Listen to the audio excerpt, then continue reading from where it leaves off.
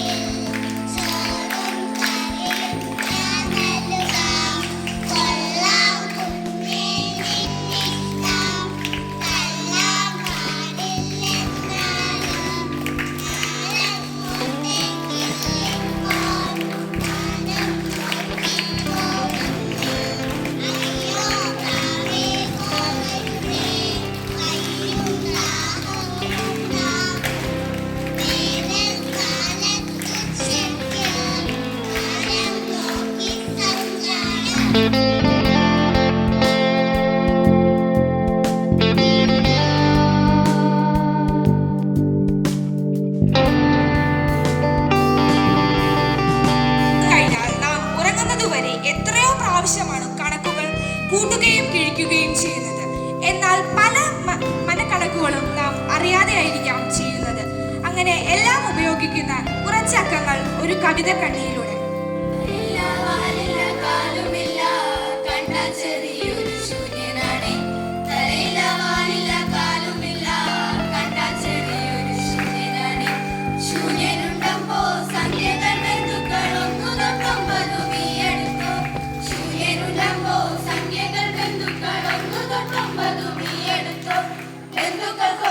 ശൂന്യനെ കണ്ടിലോ പേരെന്നു വിളിക്കണം പൂജ്യമെന്ന്.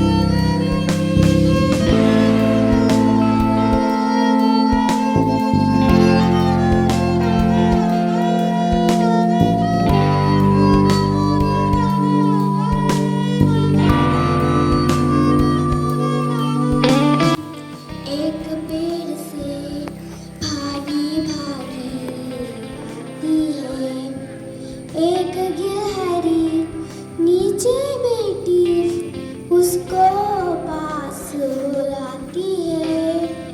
Books are uniquely portable magic, quoted by Stephen King. There is no friend as loyal as a book, quoted by Ernest Hemingway. Good friends, good books, and a sleeping conscience. This is the ideal life, quoted by Mark Twain.